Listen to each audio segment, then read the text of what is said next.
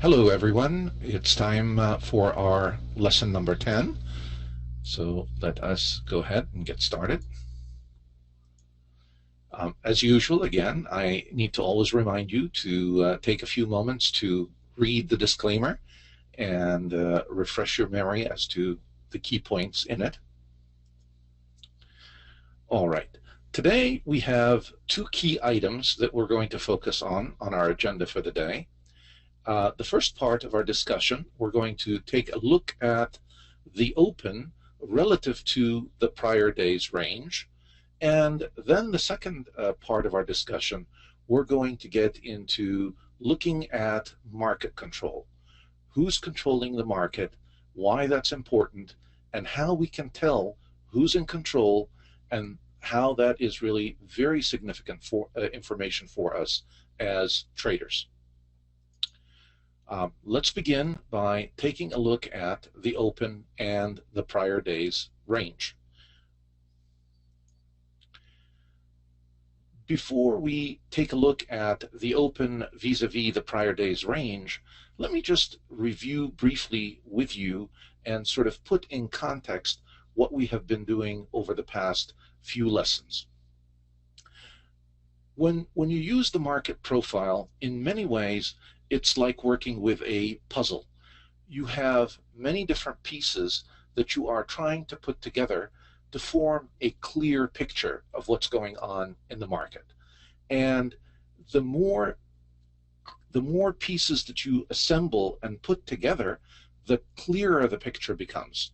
So what we have been doing is really looking at the different pieces of the puzzle, and now we're starting to assemble the pieces together to get a good view of what the picture is going to look like for each trading day. As you develop this skill, one, you begin to recognize the power and the effectiveness of the profile, and two, the more profitable a trader you become, because once you have that clear picture as to what is going on in the market at the present, and you are able to move with the market the way that it wants to move, this is really the best way to trade and to make money in the market. You never want to be on the wrong side of the market. So what we're always trying to do is to put the different pieces together so we can interpret and understand where the market is, what the market is doing, and where it's going. So let's review this process together again. It begins really with taking a look at the overall context first. So we always need to take a look at the greater time frame, the weekly, the monthly, and sort of that is our large context where we're working. Then we work our way down, and before the day begins or before the day even opens, the first thing that we want to look at is often what we call the opening call. The opening call is really the sentiment before the market opens. Where do the traders think the market is going to open? And you can always really take a look at what is happening before the market opens and where the trading is taking place to determine what that opening call is. That one is reasonably easy to discern or to find out. Then the next piece in the puzzle that comes is we have to look at the actual open. When the market actually opens, where does it open relative to the prior day? And there are a variety of different points where the open could occur, and that's what we've been studying in the past lessons. The open, certainly we talked about it if it occurs within the value area. We talked about it if it's outside the value area. Today we're going to take another close look at the open vis-a-vis the actual range. So it is a little bit broader area of price that we're looking at in terms of the prior day, and we're going to take a look at what does it tell us if we open inside or outside of the prior day's range. Once we establish the piece of the puzzle that tells us information from the actual open based on where the market actually opens, the next piece of the puzzle that we begin to take a look at is the time frame activity, meaning which of the key time frame participants is most active in the market, who's in control of the market, and where do they want to take the market. That's the next piece of the puzzle. The piece that follows that is, well, with what level of conviction? All right, we're able now to identify who is really in control and what they're trying to do, but with what level of conviction? Are they trying to do this? Are they really putting their full weight behind the move, or is it sort of a half-hearted step? Now, let's take a look more closely at the open, and I'm going to begin taking a look with you at the open when it occurs outside of value, but within the range of the prior day. An open that is outside the prior day's range, or the prior day's value area, but still within range, indicates a market that is slightly out of balance. All right, so this is the first key thing we need to understand. If in fact the open price is outside value but within range, it is telling us a very important message. The market is slightly out of balance. Now, what happens when the market is out of balance? That's typically when we get a move in the market, when we get a directional move. However, simply just because it opens outside, the open price is just outside of value, does not necessarily mean that we are going to get a move. This often will result in a value that may actually overlap the prior day's range to one side. But the key point is we are a little bit away from value, so things may change over the course of the day. So the next key question that we have to ask ourselves when price opens away from value or outside of value but within the range, the key question that we want to ask ourselves is, will the prior day's value be accepted, or is it going to get rejected? So what is the market sentiment at this point? We're opening outside of value, so we know that we are out of balance.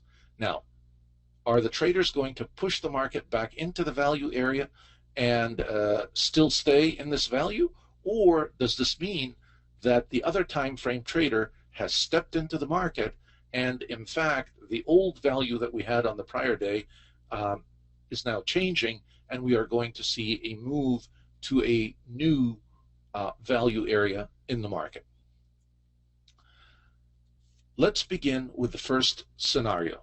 If in fact the market continues to accept the prior day's value, what is likely to happen and how can we tell that? The new day's value area will overlap the prior day's value area to one side. So basically now what we see is, even though we started out opening outside of value, we start to see prices move back into value of the prior day. The market really still is not ready to move away from the prior day's value. So what we find is we have acceptance. Now, the new day's range will begin to extend beyond the prior day's high or low. So it won't just, since we've opened away from value, we won't deviate very far. We will extend back a little bit into the high or the low, depending on which end of the range we ended up opening at, and we will begin to move from there. This knowledge is really very important and very helpful for us very early on in the day, because it really helps us in identifying the new day's extreme. And as we mentioned in our last lesson, being able to identify the high or the low for the day is very, very helpful. So if in fact, let's say, and I will give you an example in a moment, I open outside of range, I am at the lower end of the range, and then prices move back up into the value area, but don't move in too far into the value area and start moving back again to the lower side. it becomes easy for me to identify that in fact that was the high of the day. Let's take a look at an example together, and it'll make these points that I'm making more evident or more clear. So let's begin first by identifying the value area for the prior day, and you see the red arrow here indicates the prior day's value area. But what we're talking about really is not the value area. What we want to look at more closely is the actual day's range. And the day's range is all the way from the high all the way down to the low. Now, let's take a look at the new day. Where does it open? And notice it opens right here. So it's outside of the value. There's my low value area. I am below it. However, I am still within the blue line, which is really the prior day's range. So what I've just witnessed is an open that is outside of value area, but within range. And in this case, what we had happen is acceptance. Take a look at what happened with prices. Prices did not want to move away from the prior day's value area. This was the prior day's value area right here.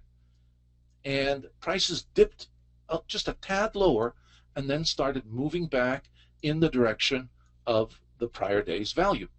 So what we had is a continued acceptance of the prior day's value area.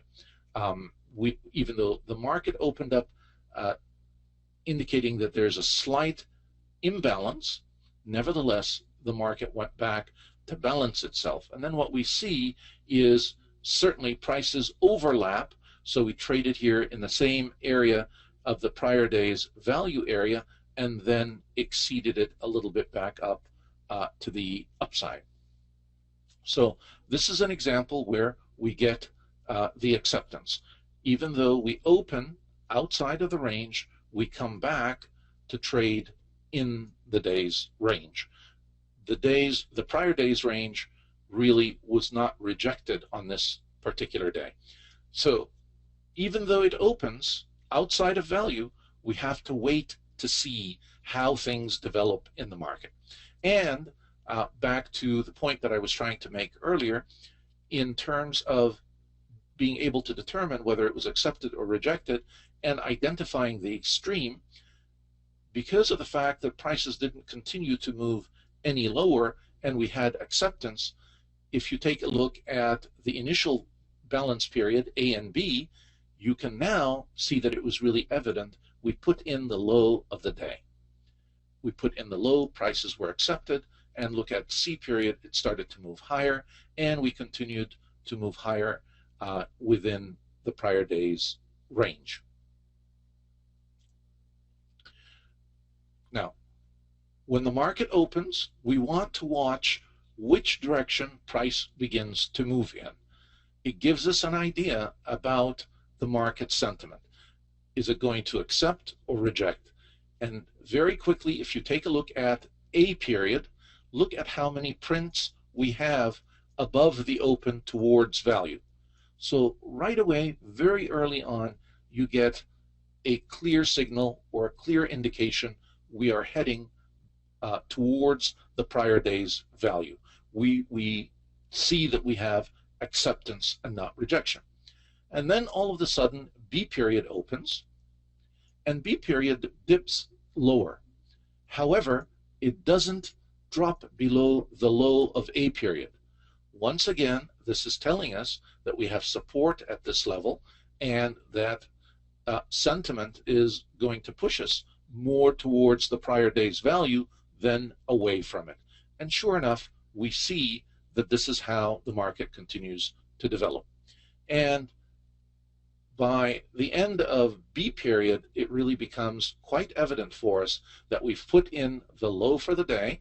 And now once you have this information early on after the first hour of trading, you can comfortably trade, take some longs as the day develops, knowing that this is the low for the day that you've identified. Now, quite often you will find that this will continue to play out.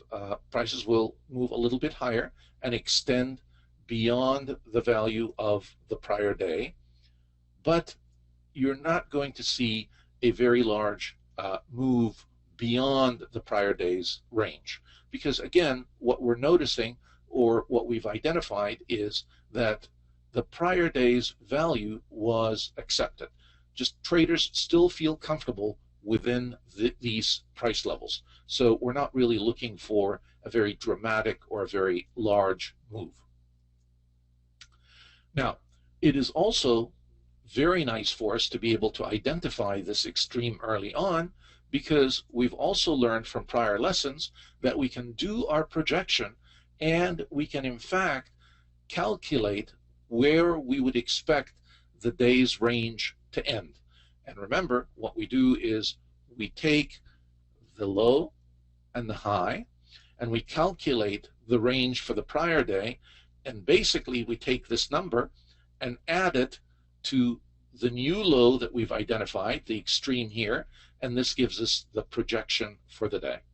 And take a look. If we in fact had made that projection and we knew that we had the low down here, and we traded with this knowledge, we really have a lot of opportunities during the day that we can then begin to capitalize on.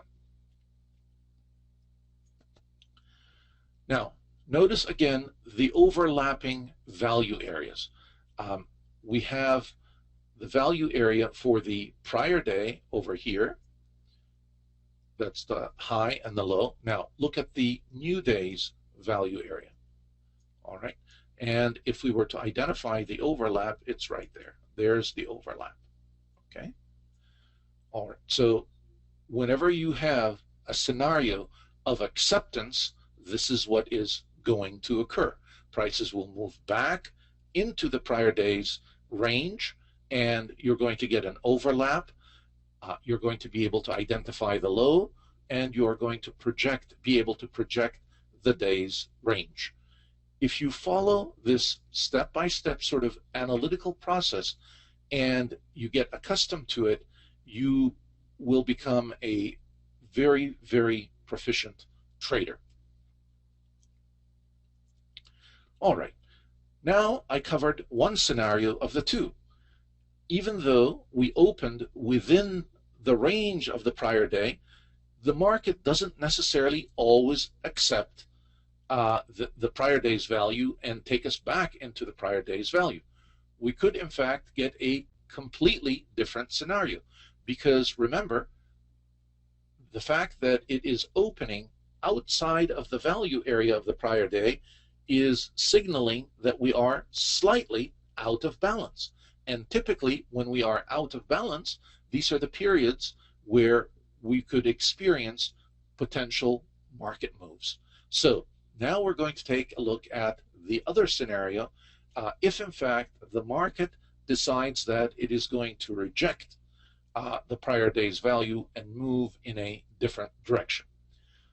So what we're going to see happen is the market is going to break out beyond the extreme of the prior day. And as we emphasized before, the market is out of balance and a potential market move is possible. And these moves are usually the ones that can result in significant profit if you are able to capture and trade them effectively. So we're going to take a close look at one together. All right, so let's begin again by reviewing what we are looking at, and we begin by identifying the prior day's value area. And we should also note where the range is for the prior day. And here is the range for the prior day. Okay, the range is always, the range usually the range always has to be larger than the value area. There are times when in fact the range and the value area are exactly one and the same, and those are what we call non-trend days. But in any event, we've identified the value area and we've identified the range for the prior day. Now let's take a look together at where we open. Once again, we open down here. So note, we are within the range. We are within the prior day's range, but we are outside the value, below the value area. Now, let's take a look at what happened in this case. The market decided to, when it opened up, if I were to ask you what kind, just looking at a period, what type of an open this was, it would be simply an open test drive. So it tested 2 prints below the open and continued upwards back again towards value. What happens though is we find that it didn't quite penetrate too far into value. A period just barely made it into the value. Then B period opens up here, and so we're a little bit deeper into the value area. But nevertheless, what happens with B period is it starts dropping back. If you notice, we never actually penetrate beyond about 1/2 of this value area. So we come up to about half of it, and then prices start to change direction and move in the opposite direction.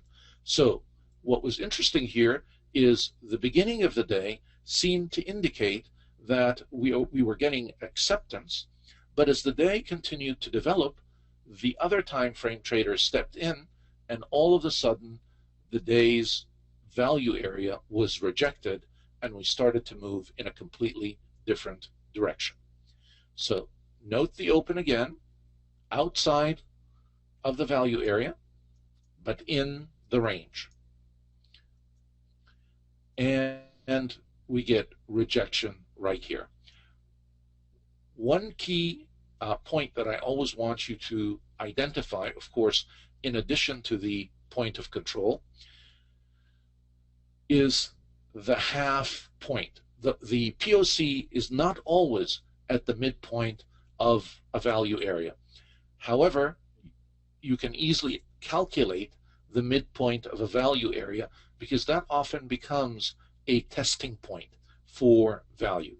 If in fact you see that prices are struggling and not able to penetrate half of the value area, that often can be a clue that the market is in fact starting to reject that value area and things may change to a different direction.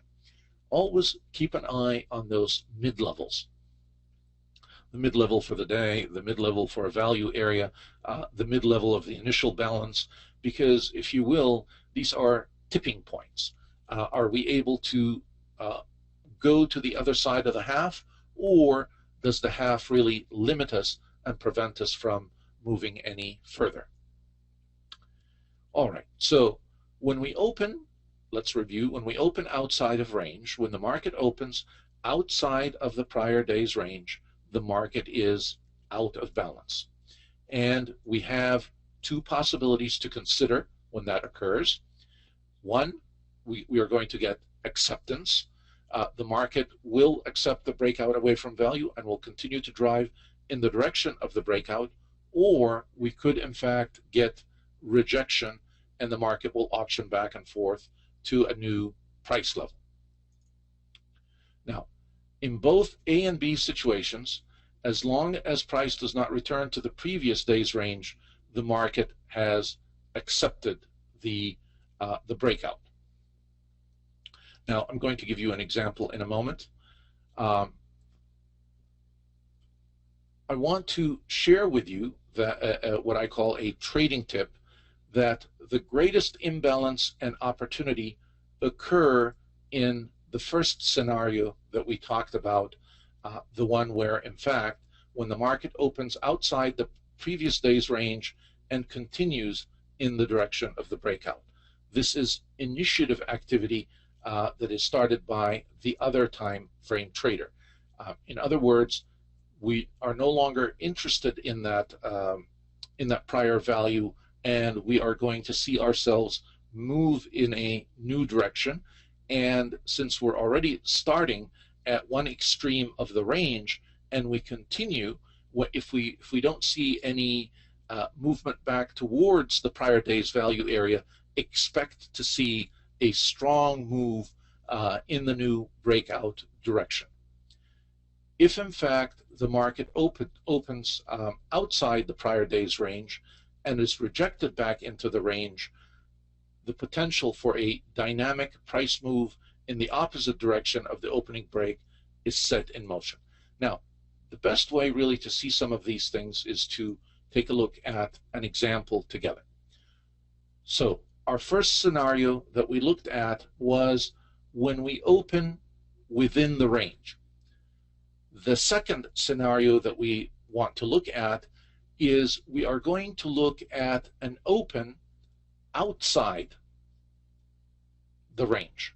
So let's take a look together here at the prior day, and we have value area, okay? And then we also have the range for the prior day. What's happening here is the open is outside the range. Take a look. We're way outside of the range. But what happens is we actually reject this move. The move does not continue on. The move starts to want to move back towards the value area of the prior day. So this is not the scenario where we get a nice explosive move that's quite profitable. This is the scenario where in fact we reject this new level and prices want to move back. They're more comfortable towards this value area, and sure, this is what happens. And you can usually detect it fairly early on in the day. You open, you get the test drive, it tests, rejects, and then continues on downward. Look what happens with B period. It continues to move lower, and C period even lower, E period lower, and then we're starting to come back up again and retest later in the day. But the general sentiment really is we've rejected trying to move completely away or too far from value. We are more comfortable towards the prior day's value, and therefore we tend to come back towards this area. All right. Now, one of the key things that we're always looking at, regardless of, well, not regardless, but in addition to looking at where the market opens, we want to identify who's in control in the market. And we've already learned that we have two key participants in the market. We have the other time frame trader, and we have the short time frame trader. A very important and a very big piece of the puzzle is for us to be able to identify which of these two key market participants is the one that is going to be in control of the market. And we should certainly know by now that it is the other time frame participant that is behind all of the major moves in the market. So it behooves me, whenever I can identify that this key player is the one that's in control, I want to be riding their coattails. I always want to be trading in the same direction as they are. I want you to always think of the market as a very dynamic arena, if you will. A dynamic arena where the other time frame buyers and sellers are competing.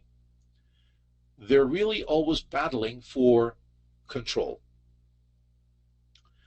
And our job is to determine which of these two guys or which of these two parties is the one that dominates and is in control of the market.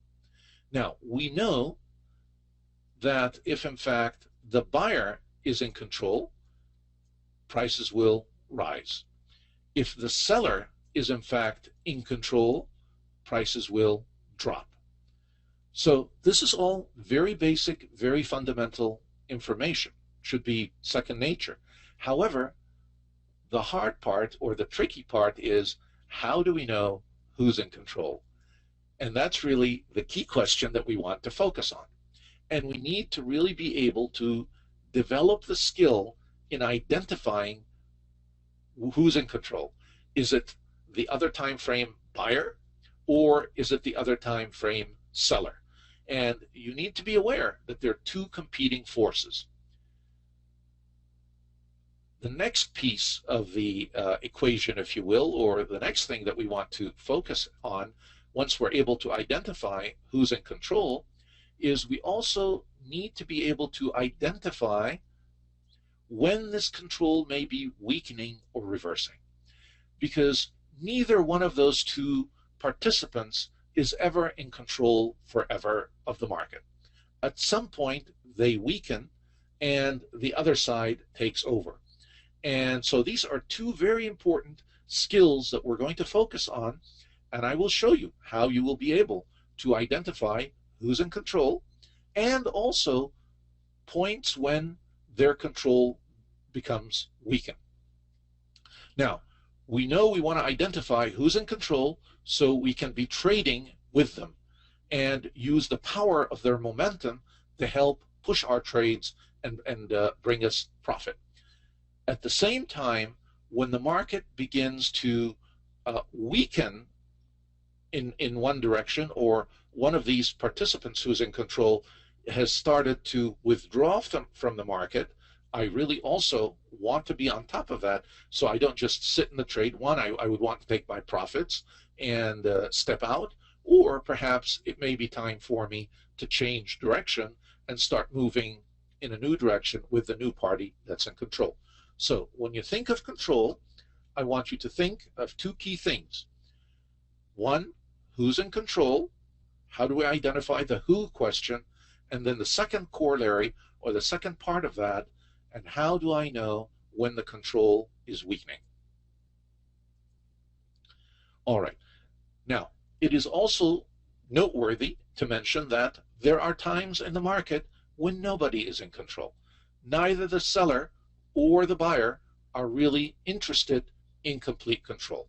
And those markets usually are fairly easy to spot. They're not that difficult. What you're going to find is price is going to fluctuate up and down. And as one side pulls away and rests, the other side sort of asserts itself. And then it pulls back and starts to rest.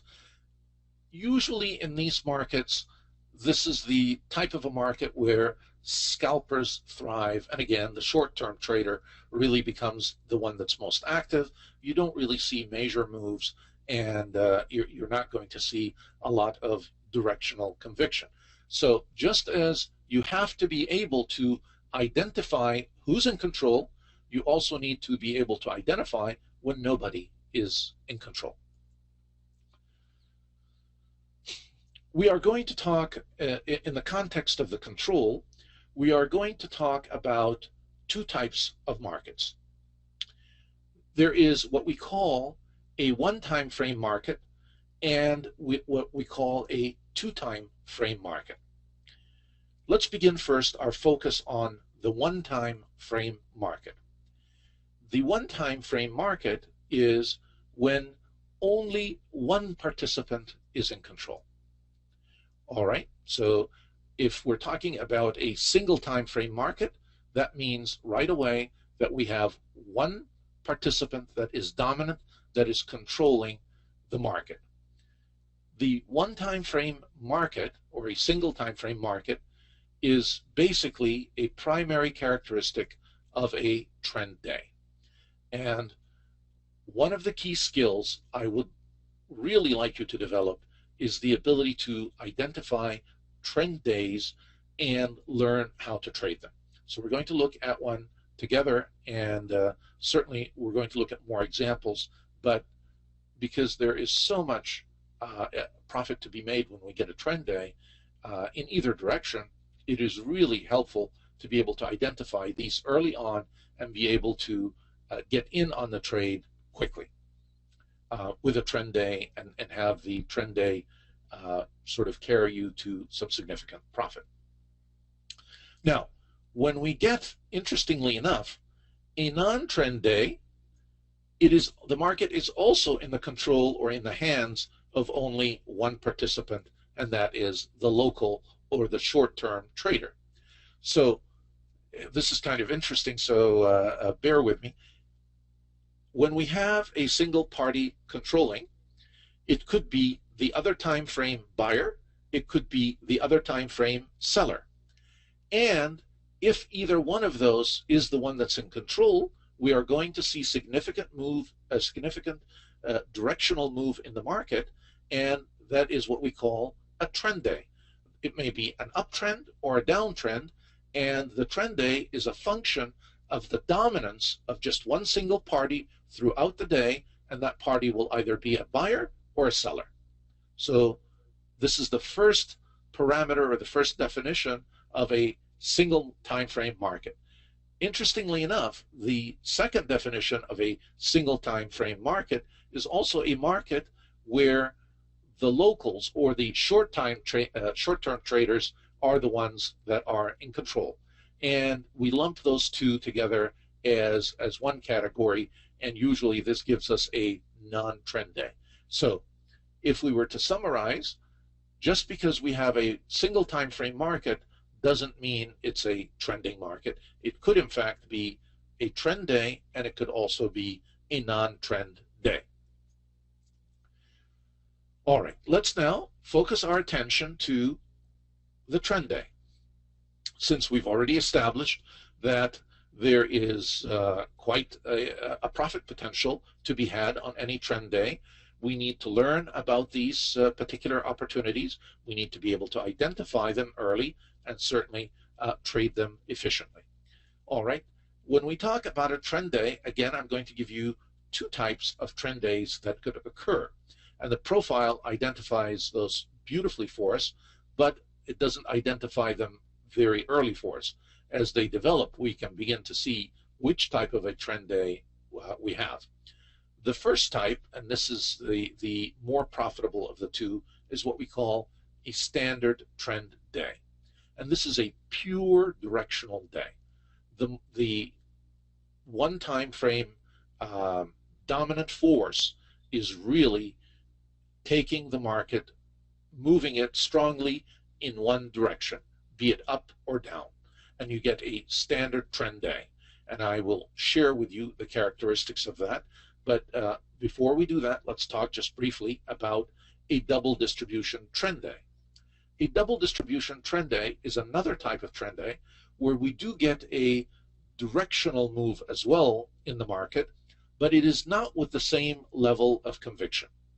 We begin first by really non-trending, if you will, and then all of a sudden the other time frame participant dominates the market. We have a breakout and it begins to move in a specific direction, and then it gets to another level, and once again it halts and begins to distribute around that level. That's why we call it a double distribution, because we end up having two distributions during the day. Let's talk a little bit more now about our standard trend day. First of all, you have a very high degree of directional confidence.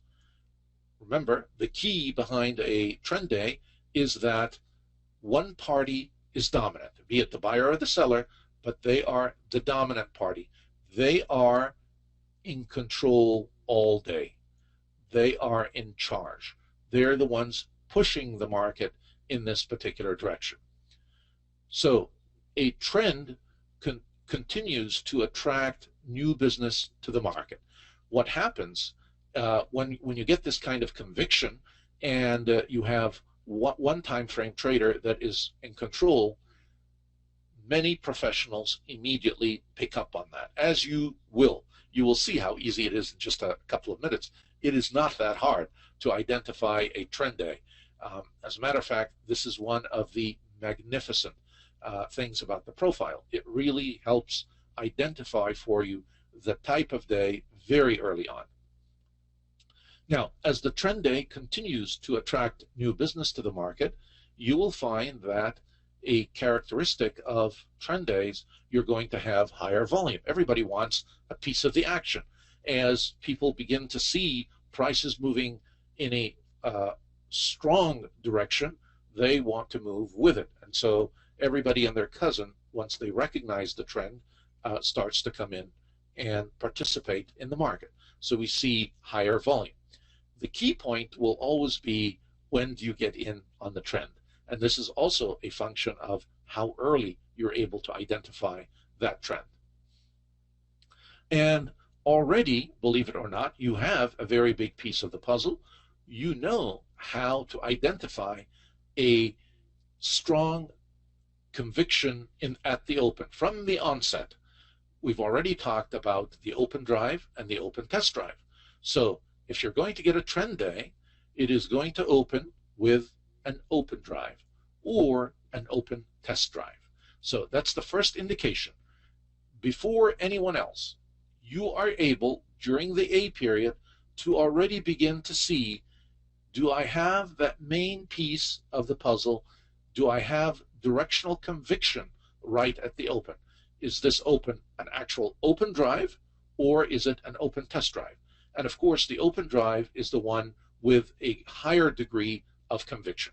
But both of them begin to indicate that we may have a trend day. Certainly, as I was saying earlier, this is one piece of the puzzle. And then you need a couple of other pieces. Also, the context.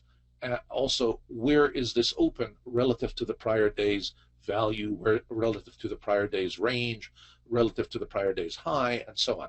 So all these different pieces together come to play in helping you identify early on, is this likely to be a trend day or not?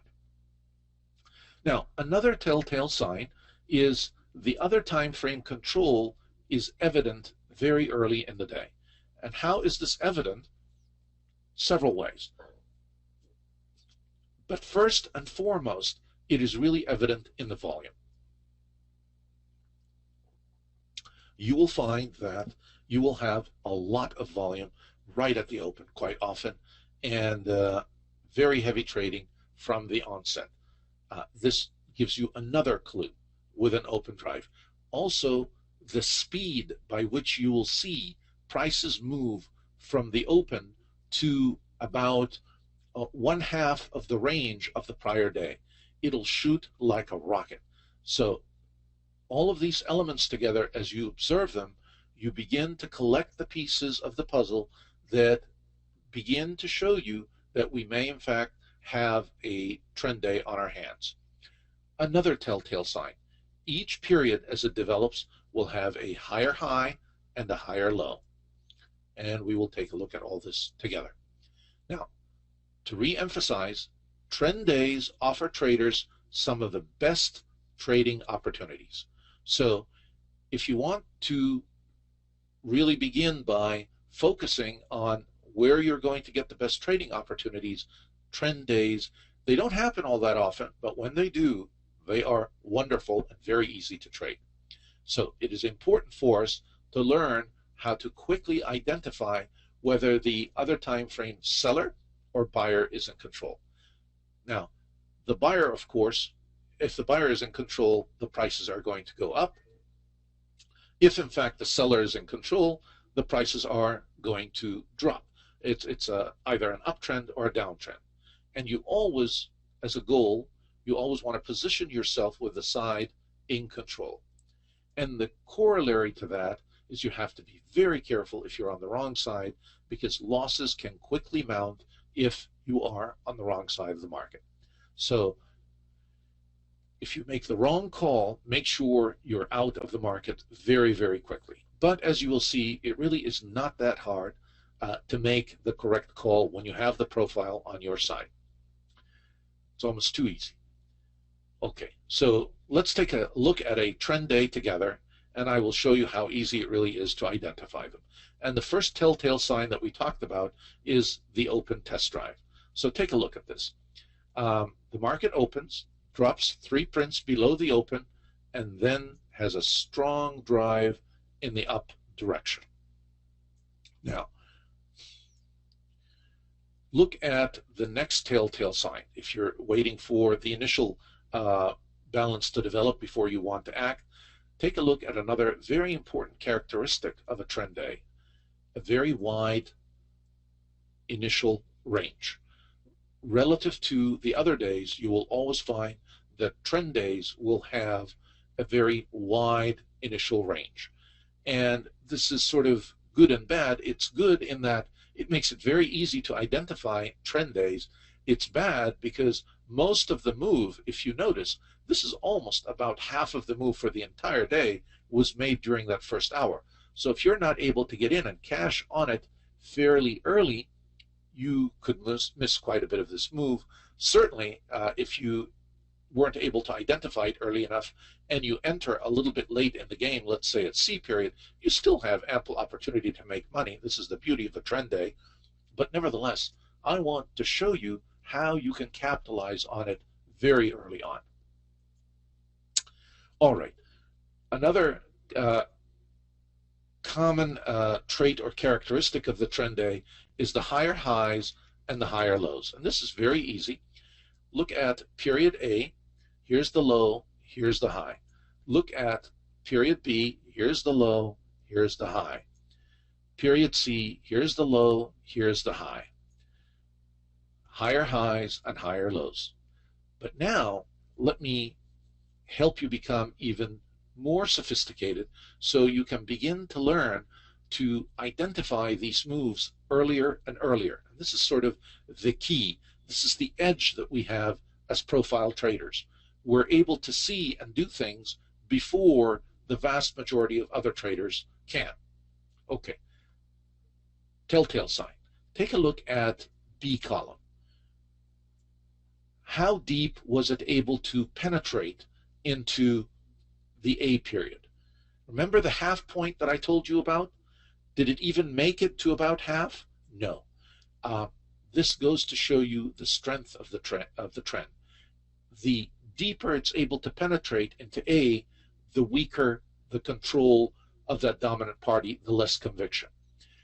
If in fact B period just sort of backs into two prints of A and continues on higher, that's even stronger, greater conviction in the market. So you always want to be looking at one column relative to the other and compare the level of penetration back into the prior period. So everyone else may be looking at higher highs and higher lows. You're going to be a little bit more sophisticated than that. Not just is this a higher low, but what was the level of penetration back into price? Now, what does this tell us? It tells us as prices dropped back, this dominant force in the market decided that this was a steal. I'm not going to allow any selling really at lower prices. I'm going to pick up everything I can, and they aggressively picked up anything that anybody was trying to sell. But here they let the prices drop up to almost half, but not quite. So they were aggressive, but not as extremely aggressive as sometimes buyers can be.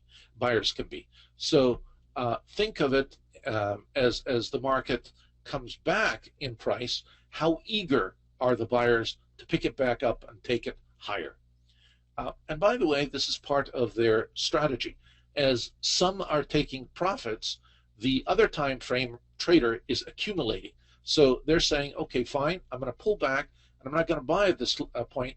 I'll let you sell to me for a while, and then I pick it up here, and then I'm going to add a little bit more buying force to it, and I'm going to take it higher.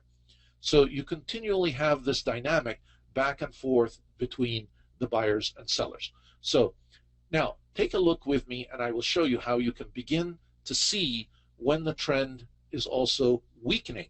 Remember, we had two key things that we wanted to be able to identify. The first was who's in control, and it's obviously very easy and obvious who's in control here, the other time frame buyer. And the second part of the question, how do we tell when their control is weakening? This penetration skill that I was telling. Now take a look here. H period actually went higher, just 2 prints above G. And when we came back to just about half, which has been consistent throughout the day. However, once I period came along, take a look at what happened. It was the first time that we actually had a lower high, and then when we penetrated, we actually went lower than H. So we had a lower low. So that's the first indication the trend is weakening.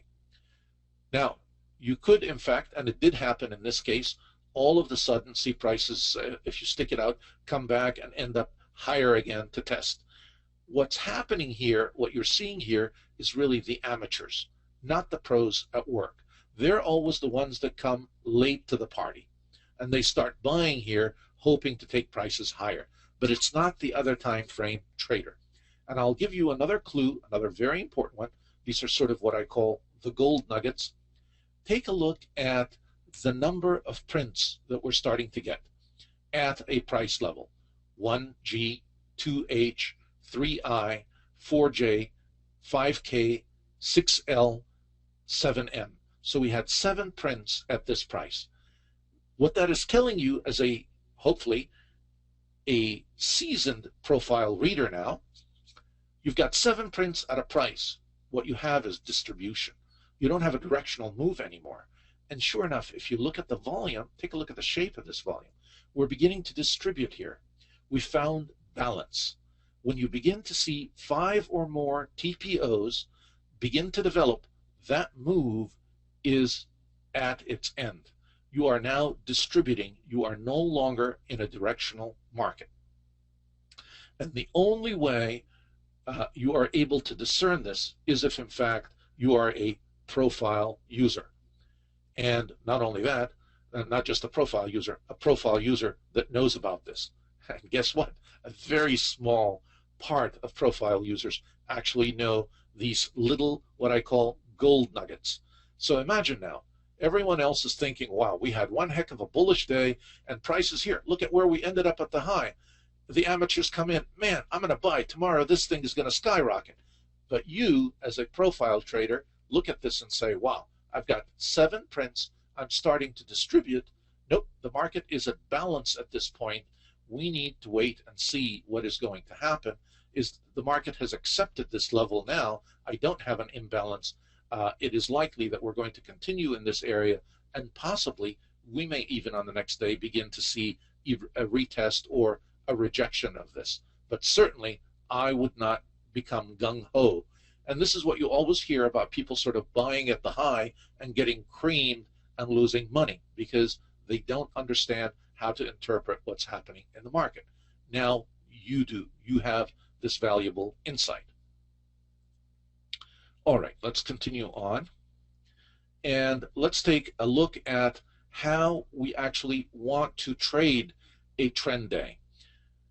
We want to put into action some of these concepts that we're looking at. And so before I even look at the open, I want to take a look at the context of the trade.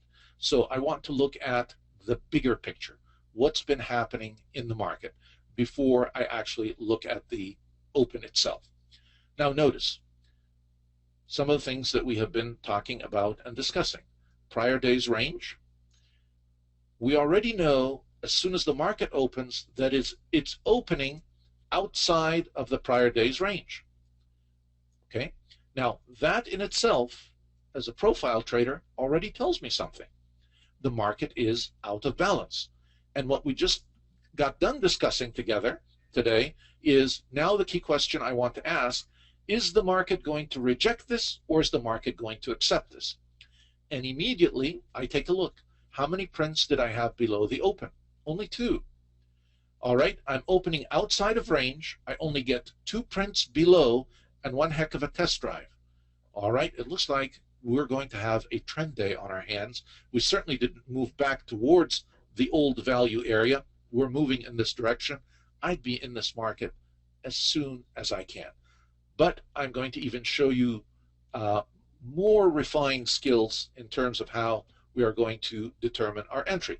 So simply based on our analysis, it would give me reason to get aggressive and to want to be in on this market. There's a high probability of a trend day very early on. And I know this because of what? Looking at the context, I am outside of range. I have an open test drive, and prices did not fall back towards towards the prior day's range. So there are a lot of things that are telling me this is before anybody else has begun to identify that we have a trend day. I know that we have a great potential for a trend day. So I could get aggressive and enter. But I have an even more refined tool. And let me show you how you can really tell as a seasoned profile trader when exactly to enter the market. We are going to take a look now at the footprint. And this footprint that I have here is really a period. Okay? So the market opens right here. And so this is the open that we're looking at. And take a look at what is happening in terms of bid and ask and volume. First of all, the numbers are fairly high. 8,500 at bid, 6,411. And then I begin to see prices increasing. Prices start to increase as we open. But all of a sudden, I begin to see heavy selling. Take a look here now. The bid is actually starting to exceed 20,000, 15,000, 9,900, 5,290. This, folks, this is very large volume on both sides. So what I'm seeing is heavy selling. But look at what is actually happening after this heavy selling. Prices are moving up. So obviously, someone is buying. Give me all you got. If you want to sell, I'm buying. So there's a very strong buyer in the market. When you see a patch of red like this, very high in volume, and then you begin to see prices continue higher, this is a clear indication that there is a buyer in control during this period. All right. Now, never will you see a market that will just shoot up and continue higher and higher and higher.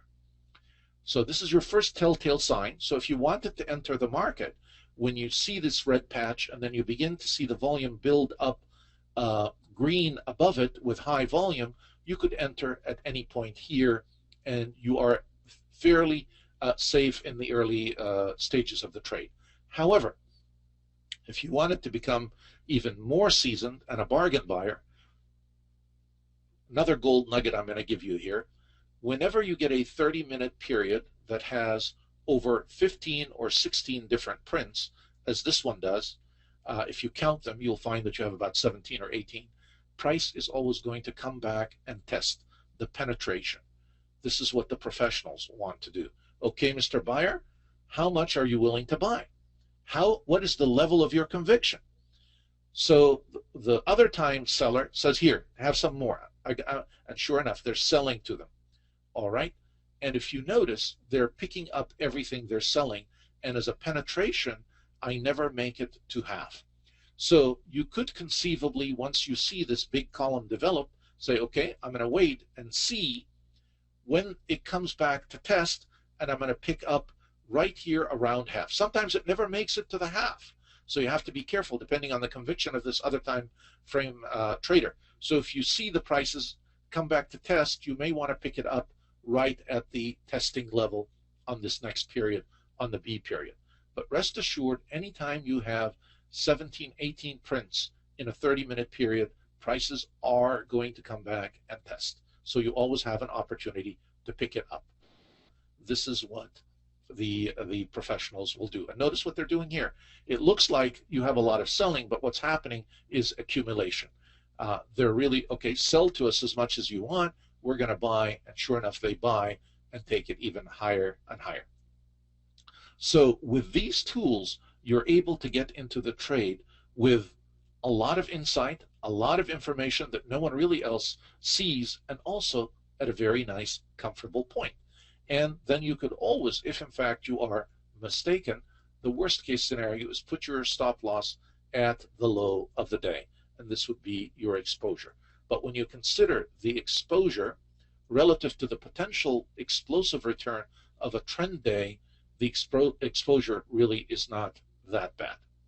And you're relying on all of these powerful tools. So it really, it's not as bad it's not an exposure at all. You see what's happening in the market before your eyes. All right. So as now we've decided that we're always going to look at our trades from the perspective of a professional, so we need to always be able to identify the different elements of the trade that we want. We did the analysis, the context, and how to get and time our entry, and we talked about our stop. Now we want to identify our targets. Our first target is going to probably be the high range or the high of the initial balance of this day here, this number. This would be my first target. But here's another tool that we have to help us identify our target. We want to calculate the range for the prior day, and let me show you how we can also do projections for trend days. Remember, once you have the full range, also calculate the half and the quarter range.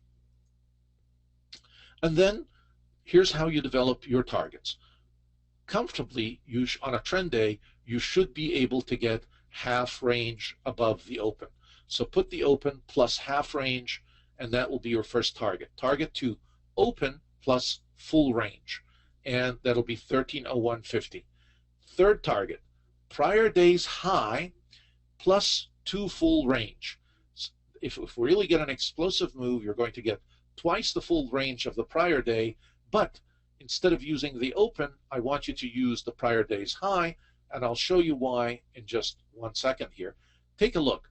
When we opened already above the high of the prior day. This is part of the move. We can't neglect this. We can't ignore this. So that's why when we want to take the maximum levels, we don't base them on the open or the low of this day. We base them on the high, the full move, because rarely will you see a day that will be twice the full range of the other day, more than that, if we take the calculation from the open. But in fact, a trend day could easily be twice the range of the prior day, but from the high or from the close of the prior day. So this is why for my third target, I had to drop back to this level to calculate from here plus 2 full range. And if you actually look at what happened in the market did what we anticipated it would do and hit every single one of those numbers like clockwork. And that's the beauty of a trend day. Now watch how the market is developing. Also look at the volume as it develops in that early period. That's a lot of volume. Look at the P period coming back down to test, as I told you, and then it continues higher, moving higher. The C period comes back to test in B, but also continues higher.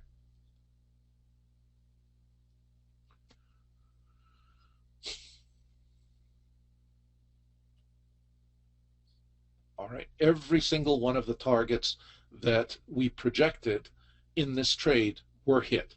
And the beauty of it is if you also use our dynamic stop system strategy that we talked about in one of our prior lessons, at some point you are in this trend with no risk whatsoever. After you've taken your first target and you move your stop up, you're really in safe territory. You're not going to lose any money. You only have an opportunity to gain.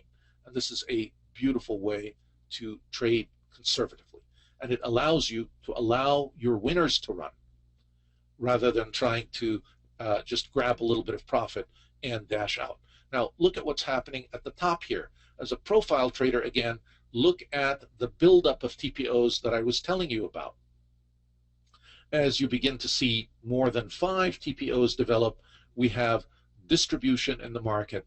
The trend is really, at minimum, weakening, and it could conceivably also be ending. All right, just a few words about the double distribution trend day today. We will talk more about it in some of our other lessons. The double distribution trend day is relatively inactive during the first few hours of the day. You really begin to see distribution during the early part of the day. There's a low level of conviction and a narrow initial base and a very small initial balance. Since this is the other type of the trend day, I just wanted to introduce you to it briefly and make you aware of what it looks like.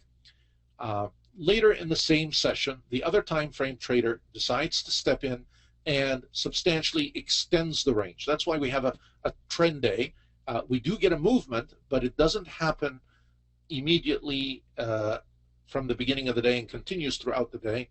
We get a distribution and then a lull, and then all of a sudden we see a break and prices shoot in a direction. So the late entry of the other time frame participant, their late entry is what drives the prices. The day does not have the same level of conviction as a standard day, as a standard trend day. And double distribution trend days are definitely trickier to trade than the standard trend days. Here's what the double distribution looks like.